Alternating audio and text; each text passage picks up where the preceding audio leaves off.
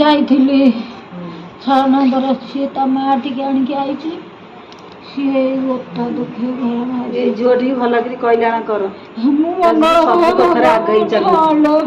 मु काली ठाकुर को डाकुची हे ठाकुर चला पथरे कुसुमी तो भलरे रहंदु मते केते साहाଯ୍ୟ कलेनी हे झुटी 100 टंका मारसी ने बिस्कुट खाई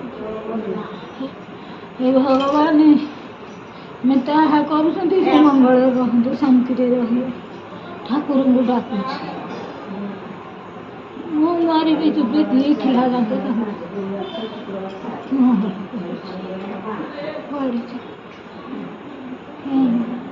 माउसी पुओ भी तो लुचेकी किछि पैसा दे पारंते से रोजगार करछंती माने बहु को लुचेकी किछि पैसा तो माँ हिसाब लो माँ हिसाब एतिकी दिन हेला गलनु एतिकी सह मत दे तो स्त्री बलि ग्रहण करी मो पाहु का पुआ कांदिला बहु में तो अशांति हबुनु मु तो दे पारिबिनी कि पोसी पारिबिनी बोले रे धन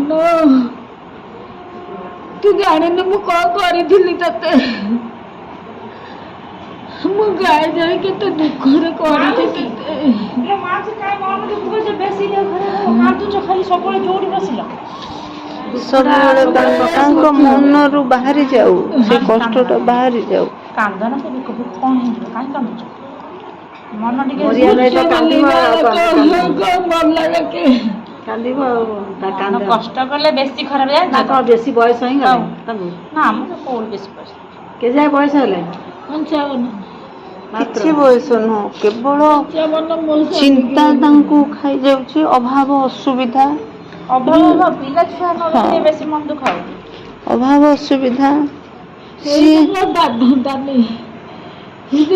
पुरुष पुओ को गोटे स्त्री की मौसी तुम से पुओ डरिकी रहउसंदी स्त्री टा को डरिकी पुरुष पुओ रहिबो बापा माँ तो मोर रहिबो मो पाखरे पुणी माने ता कथा मु मानिबी माने कोन तमे गोटे स्त्री पाखरे पुरुष पुओटा से दुर्बल होइकी रहिबो हां दुर्बल लोमा कितने पूरा भूल नुआ पूरा भूल ना बहुत दोषी केमती सेमिति स्त्री की कोन रास्ता नहीं किछि अवस्था है गाड़ी आसन रहली देखु न बाळ काटी चुट्टी हां चुट्टी काटी देसी 7 गंठी पड़ी थी एई मुंडे रे 7 गंठी को वो कहलनी तो मां गाड़ी आसन रहली वो मेडिकल आइला फटो रे देखेला गां गंडा मो बाई बढ़िया है गाड़ी को लाइरे बाड़ी खिया रांडी पिला बाड़ी खिया माँ को देखी जाई बाड़ी खिया फटो रे छाड़ी तू समुदी को बागु खाया को 4 दिन जाके देलानी घर पूरा बाड़ी खिया घर पशिबुनु केते दुख लागुच मते मो पुओ को कोठी सुद्धा खुआई नथिली का जातरे जामला तमे हरी मो पुओ कहउछ से पुओ ना माउसी तमे सिना ममतारे बांधी जाइछ थरे चिंता कलो से ताकू आनी छन ये आपण जे कोन गोटे पुरुष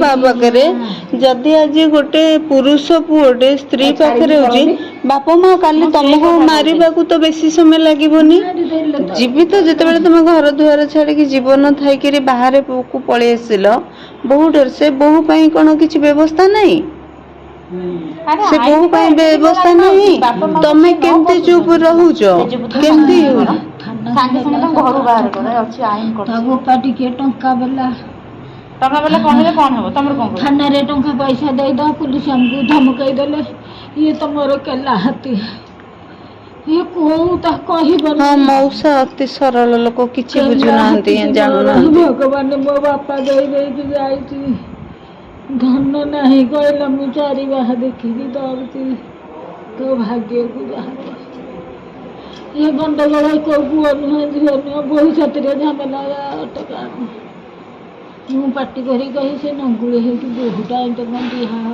बांड मध्ये बाहा करतला ना किनी आइतला बाहा आइतला लो मा बाहा आइतला कि कोड पुरिंद्र ना लो बाहा करते ये पूरा बसा बहुत हां से डरुछन बोली से डरउची ना तम पूरा भूल एठी बहुत मैं डरिलु नहीं डरिबार मौसी नथिला ରହିବ ଯଦି ରହ, ନହେଲେ ଇଚ୍ଛା ନାହିଁ ତା ଟିକେଟ୍ କାଟି ଏମିତି ଇଏ ନାଳ ହେଲା ବେଳକୁ ବୋହୂ ଭାଉ ଦେଖେଇବ। ମୁଁ ତ କଥାକୁ ପାରିବିନି ପଦ ଆଜିକାଲି ଏଗୁଡ଼ା ଏଇଭଳିଆ ଗୋଟେ ବୋହୂ ଆସିଲେ ଲଗେଇ ଦେଇକି ପୁଲିସ ଆଗରେ କହିଦେ ପୁଲିସ ଆମେ ପୁଣି ବୋହୂ ହେଇଛୁ ନା ନାଇଁ, ବୋହୂ କରିବୁ ନା ଆଖିବୁ ନା ଆଖିବୁ ନା। କହିବି ପଛେ ସେମାନେ ଭଲରେ ଥାନ୍ତୁ, ଯଦି ହବ ଆମେ ଦୂରେଇ ଯାଉଛୁ ଗୋଟେ କଥା। ତାଙ୍କ ବାପା ମା ବି ତୁ ତାଙ୍କ ଛୁଆ ସଂସ୍ଥା କେମିତି ଦୂରେଇବ, କି କଥା? ନାଇଁ ନାଇଁ, ଏଠି ପୁଅର ମୁଁ ଭୁଲ ଦେବି। ଆମର ଗୋଟେ ସସ୍ମିତା ଶୁଣ କଥା, ପୁଅର ପୁରା ଭୁଲ ନୁହଁ ଦିଦି, ହଁ ପୁଅର ପୁରା ଭୁଲ। ନିଜ ଭଗବାନଙ୍କୁ ସେ ଡରିଲେନି। ଆଉ ଆମର ଆଉ ଠାକୁର ଏତିକି ବଡ଼ ଯୋଉ ହେଇଛୁ ନା, କାହା ପାଇଁ ସେ ସ୍ତ୍ରୀ କରିଥିଲା? ସେଇ ଜିନିଷଟା ଆଜିକାଲି ପିଲା ଭାବୁନାହାନ୍ତି। ନିତ ଯୁଆଡ଼େ ନ ମାରି ହାରି ଗଲେ ଯାହାକୁ ଲଗେଇକି ବେଥା ଯିବାଟେ ମାଉସୀ, ଭଗବାନ ଯଦି ଥିବ ଗୋଟେ ସତ୍ୟ ଜିନିଷ, ତମେ ଭଲ ହେଇକିରି ରହିବ ହେଲା, ଭଲ ହବ, ତାଙ୍କ ଆଖି ଆଗରେ ଚାଲିବ ହେଲା। କେହି ମନ ନଥାଏ, କିନ୍ତୁ ମୁଁ ଜଣକୁ ଧରିଥିଲି, ସେ ମୋତେ ଭଲ ପାଉଛି ହେଲା। ସେ କାଲିର ଯନ୍ତ୍ରଣା ମୋ ମୁଣ୍ଡ ଭିତରୁ ଯାଉନି, ସେ କି କଷ୍ଟ। ଜୟ ଜଗନ୍ନାଥ, ନମସ୍କାର। ତ ଆପଣମାନେ ମାଉସୀ ପ୍ରଣାମ କରୁଛନ୍ତି। ବହୁତ କାନ୍ଦୁଛନ୍ତି, ବହୁତ କଷ୍ଟରେ ଅଛନ୍ତି, ହସ୍ପିଟାଲକୁ ଆସିଛନ୍ତି। କାଲି ରାତିରେ ମୁଁ ଯାହା ମାଉସୀଙ୍କର ଅବସ୍ଥା ଥିଲି, ତାଙ୍କ ସାଙ୍ଗରେ କେବଳ ମଉସା ହିଁ ଅଛନ୍ତି, ସେ ତାଙ୍କ ସେବା କରୁଛନ୍ତି। ମାଉସୀଙ୍କର ଆର୍ଥିକ ଅବସ୍ଥା ବହୁତ ଖରାପ, ପୁଅ ଝିଅ ସମସ୍ତେ ଅଛନ୍ତି। ପୁଅ ବହୁତ ଭଲ, କିନ୍ତୁ ବୋହୂର ବୁଦ୍ଧିରେ ପୁଅ ଡରିକି ମାନ ସମ୍ମାନ କରି କୌଣସି ବାପା ମାଆଙ୍କୁ ସାହାଯ୍ୟ କରିପାରୁନାହାନ୍ତି। ଅନ୍ୟ ଜାଗାରେ ରହିଛନ୍ତି, ଅନ୍ୟ ଜାଗାରେ ରହିକି କାମ କରିକି ବହୁତ ଏଇ ବର୍ଷରେ ମାଉସୀଙ୍କ ଅବସ୍ଥା ଦେଖିକି ଅନୁମାନ କରିପାରୁଥିବେ। କିନ୍ତୁ ଏଇ ଜିନିଷଟା ମୋ ନଜରରେ ପଡ଼ିଲା, ମୋତେ ଭଲ ଲାଗିଲାନି। ମୁଁ ବା କ'ଣ କରିବି, ଯାହା କରିବେ ପ୍ରଭୁ ଜଗନ୍ନାଥ କରିବେ। ମୋ ଦ୍ୱାରା ଯେତିକି ହେଇପାରିଲା ମୁଁ ସେତିକିର ହାତ ବଢ଼େଇ ପାରିବି। ମାଉସୀଙ୍କୁ ଜଗନ୍ନାଥ ମହାପ୍ରଭୁ ଆଜି ଫେରିଲା ବେଳକୁ ମାଉସୀ କିନ୍ତୁ ସୁସ୍ଥ ହେଇକି ଘରକୁ ଫେରନ୍ତୁ। ବୃଦ୍ଧା ବୃଦ୍ଧି ମାଉସୀ ମଉସାଙ୍କ ପାଇଁ କ'ଣ ସୁବିଧା ହେବା ଦରକାର। ଯଦି ଏଭଳି ଲୋକ କଷ୍ଟ ପାଉଛନ୍ତି, ପୁଅ ଝିଅ ଥାଇକି ଯଦି ଏଇ ବୟସରେ ବୃଦ୍ଧା ବୃଦ୍ଧି ଲୋକ କଷ୍ଟ ପାଉଛନ୍ତି, ତାହେଲେ ଆମେ କ'ଣ କରିପାରିବା?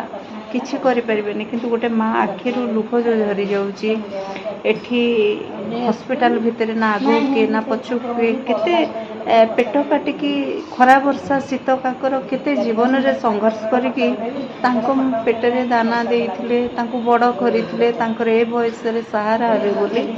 କିନ୍ତୁ ଆଜି ବେସାହାରା ଏ ବୃଦ୍ଧା ବୃଦ୍ଧି ମଉସା ମାଉସୀ ଆଜି ହସ୍ପିଟାଲର ବେଡ଼ରେ ଜୀବନ ସହ ସଂଘର୍ଷ କରୁଛନ୍ତି।